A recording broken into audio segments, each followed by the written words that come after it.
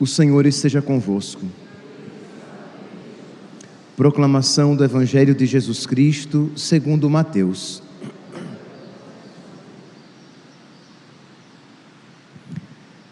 Naquele tempo, quando Jesus andava à beira do mar da Galileia, viu dois irmãos, Simão, chamado Pedro, e seu irmão André.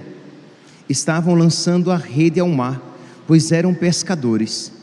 Jesus disse a eles: segui-me, e eu farei de vós pescadores de homens.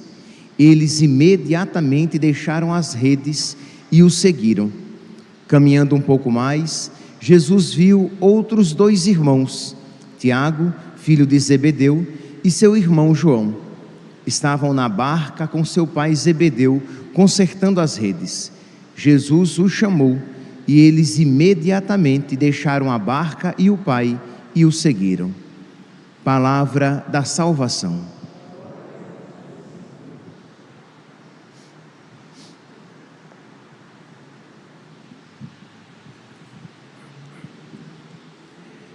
Caríssimos irmãos e irmãs, estamos celebrando a festa de Santo André, apóstolo, aquele que foi o primeiro a ser chamado por nosso Senhor.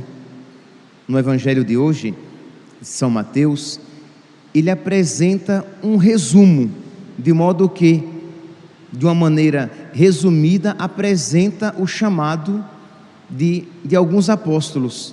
Mas se nós formos lá para o Evangelho de São João, que apresenta isso de uma maneira mais detalhada, nós veremos que André foi o primeiro a ser chamado. Vocês podem tomar depois o Evangelho de São João, capítulo 1, versículo 40, que diz assim: André, irmão de Simão Pedro, era um dos que tinham ouvido João e que o tinham seguido.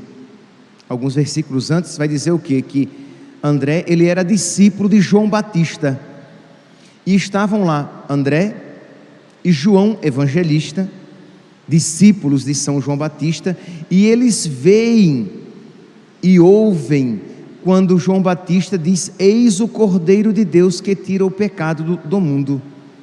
E diz que quando eles ouvem isso, eles vão até Jesus. Versículo 35, estava lá João outra vez com dois dos seus discípulos, e avistando Jesus que ia passando, disse: eis o Cordeiro de Deus. Os dois discípulos ouviram. Esses dois discípulos aqui são André e João, futuramente João Evangelista.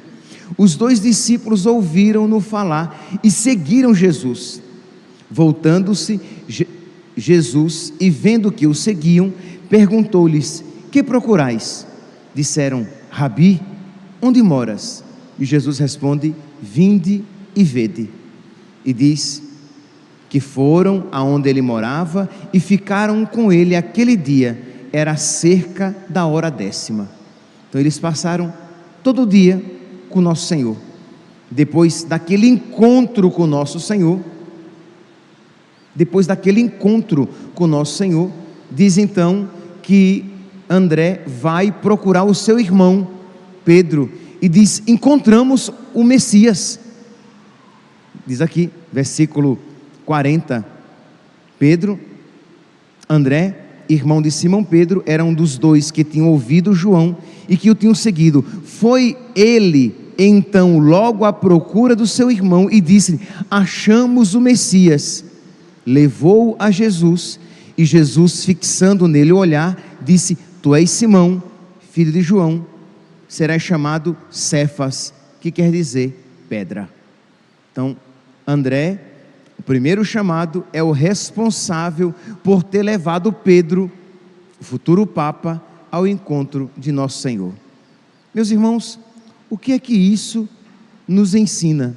Eu gostaria de, hoje, com poucas palavras, de uma maneira resumida, deixar apenas esta mensagem. O que é que isso nos ensina? Que para que nós sejamos anunciadores de Cristo, para que nós tenhamos uma vida apostólica, para que nós tenhamos uma missionariedade, é imprescindível que nós permaneçamos com o Senhor. André e João permaneceram com o Senhor, e só então André foi chamar o seu irmão Pedro, foi anunciar Jesus. Da mesma maneira nós, se nós queremos anunciar nosso Senhor, nós precisamos com Ele permanecer. Se nós queremos ter uma vida apostólica, e aí cada um se coloca, você tendo uma vida apostólica com seus filhos, com a sua esposa, com seu marido, é preciso que primeiramente você permaneça com o Senhor, que você tenha uma vida de intimidade com o Senhor, de que você tenha oração. Isso significa permanecer com o nosso Senhor.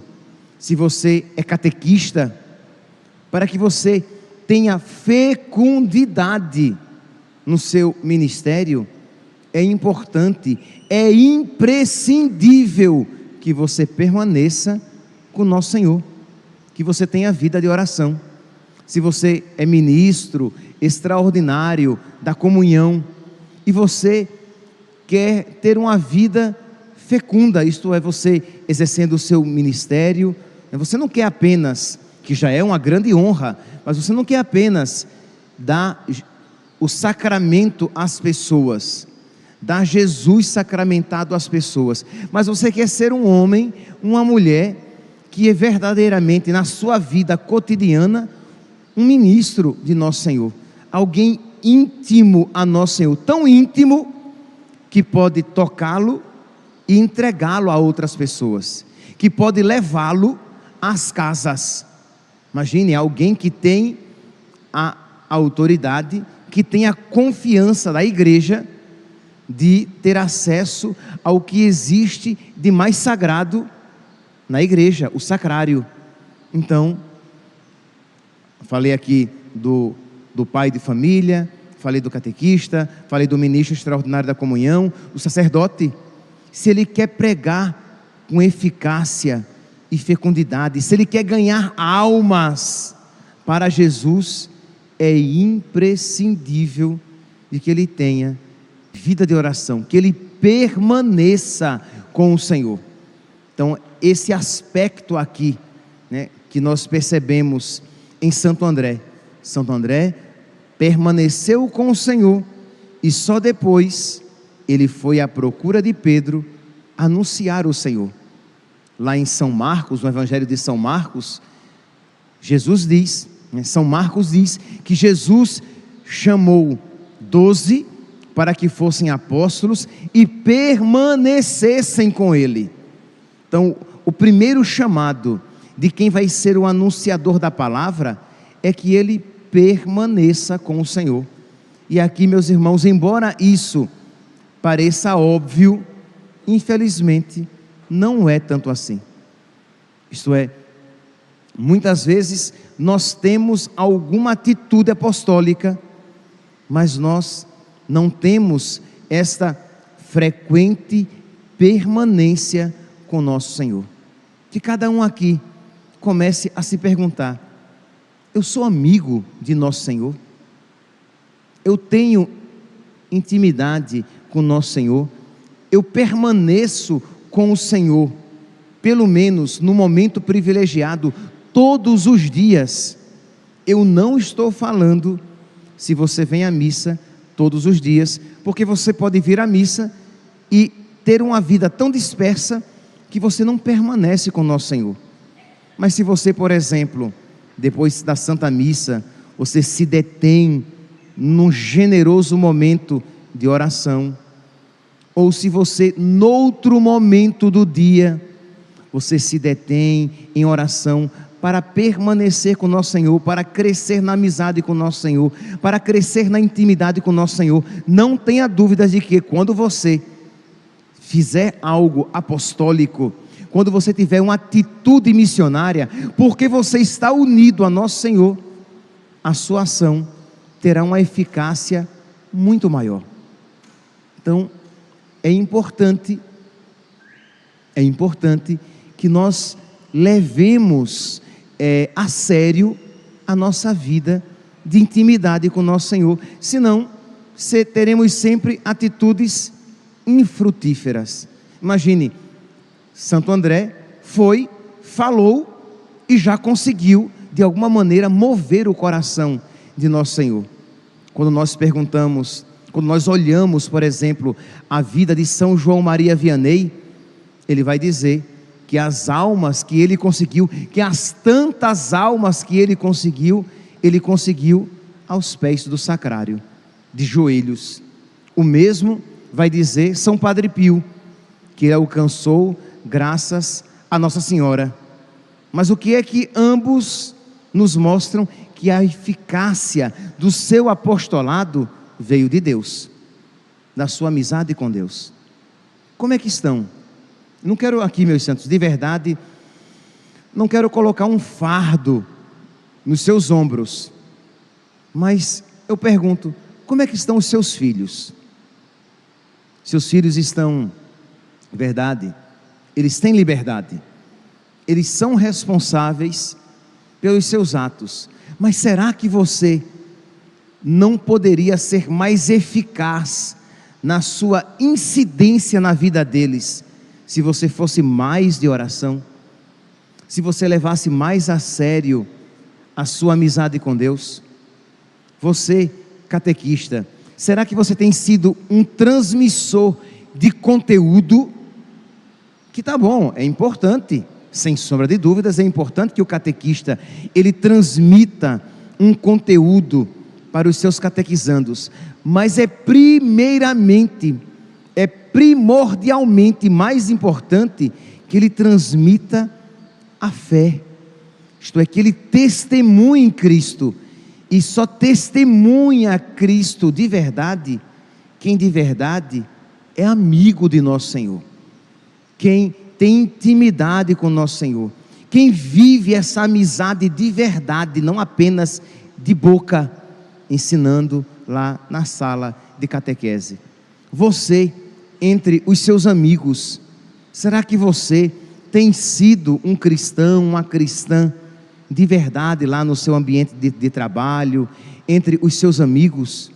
Se você não é, se você não se preocupa com isso, é porque você não se encontrou com o nosso Senhor, porque uma das características de quem se encontra com o nosso Senhor é querer que outras pessoas com ele se encontrem.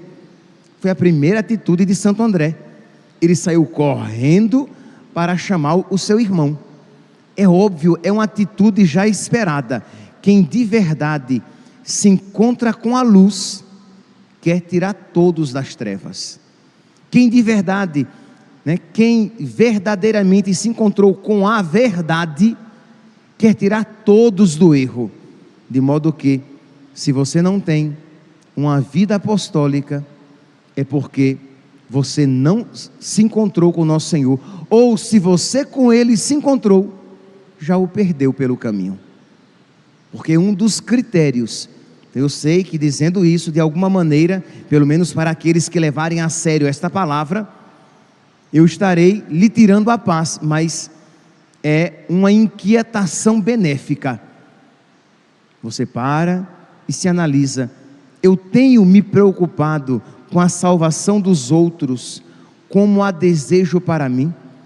Eu tenho me preocupado em ser apostólico, em ser apostólica nas circunstâncias concretas da minha vida, com os meus filhos, com os meus pais, com os meus amigos, com os meus catequizandos, com os meus paroquianos? Eu tenho de verdade sentido um desejo da minha alma de que outras pessoas amem Jesus como eu o amo, porque se eu o amo, eu o procuro, terei vida de oração. Se eu o amo, eu tentarei fazer com que outras pessoas o amem também. Essa é uma atitude clássica na vida de quem ama nosso Senhor. Nós poderíamos dizer que missionaridade e amor são duas faces de uma mesma moeda. Vocês veem Santa Teresinha apaixonada por nosso Senhor, e o que é que ela dizia? Que ela queria ser apóstola, ela queria ser missionária, ela queria andar por todo mundo falando a respeito de nosso Senhor, porque é próprio de quem ama. Mas se esse ardor não está minimamente presente nos nossos corações, é porque infelizmente este amor minimamente não está presente nos nossos corações.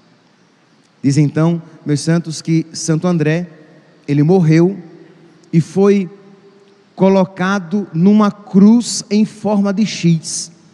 É assim que nós iremos encontrar muitas vezes as imagens de Santo André, ou ele crucificado numa cruz em forma de X, ou ele abraçado a uma cruz em forma de X. E diz a tradição que ele passou 2 dias crucificado, isto é, ele demorou para morrer. O seu sofrimento durou, o seu sofrimento demorou, e enquanto ele morria, a respeito de Cristo, ele falava, que enquanto ele sofria, o nome de Cristo ele pregava. Percebe aqui, meus santos, uma atitude tão diferente da nossa, isto é, nós não só, infelizmente, não falamos, não testemunhamos com toda a profundidade e eficácia, nós não testemunhamos a nossa fé, como também, quando o sofrimento se nos apresenta, quando o sofrimento bate à porta da nossa vida, a primeira coisa que nós deixamos é de falar a respeito de Cristo. Enquanto Santo André sofria, e aqui tiremos todo o romantismo, eu estou falando de uma pessoa crucificada, então eu estou falando de uma pessoa que está sofrendo tenazmente, veementemente, cruelmente, e enquanto ele sofria, o nome de Cristo ele testemunhava, e falava da doçura, da alegria de poder morrer por Cristo, porque não há maior amor do que dar a vida pelo amado, e ele estava dando a vida por Jesus, que tinha dado a vida por ele. Meus irmãos, nós poderíamos refletir tantos outros pontos da vida de Santo André, mas acredito que esses 2 pontos já sejam suficientes para a nossa reflexão. Primeiro ponto, a missionaridade, isto é, se você, olhando para a sua vida, você percebe que existe um ardor missionário, é porque você tem amado o nosso Senhor, consequentemente, existe vida de oração. Então vamos fazer isso crescer. Mas talvez você olhe para a sua vida e veja de que não existe um ardor missionário. Então você precisa fazer nascer o amor no seu coração que se apagou. Às vezes se apagou. Aqui quando eu falo do amor, eu não falo no sentido de alguém que comete pecado mortal e que desaparece a caridade da sua alma, mas de uma pessoa que se tornou tíbia, de uma pessoa que se tornou frouxa, de uma pessoa que se tornou morna. Ela não está em pecado mortal, mas o ardor missionário próprio de quem ama não está presente no seu coração. Então suplicar a Deus a graça de Ele reacender, e o caminho é reacender-se no amor, para que o ardor missionário se reacenda também. Primeiro ponto a ser meditado no dia de hoje, ou logo após a ação de graças. E o segundo ponto é o que? É o aprender a continuar amando nosso Senhor, não magoar nosso Senhor, não ofender nosso Senhor no sofrimento. Santo André, crucificado, testemunhava a Cristo. Santo André, crucificado, ele falava do amor a Cristo, da beleza de se entregar por Cristo. E às vezes, se não ofendemos a Deus de fato, o ofendemos com a nossa indiferença, com a nossa frieza, culposamente alimentadas. Isto é, você percebe que você esfriou o seu coração por causa do sofrimento, de que você se tornou meio indiferente a nosso Senhor por causa das suas dores, e você não faz nada para isso mudar, como que você quisesse de alguma maneira fazer uma chantagem emocional com Deus, como que dizendo: se o Senhor quer que eu ame, o Senhor muda então a situação da minha vida, que se o Senhor não mudar a situação da minha vida, eu serei assim, frio e distante.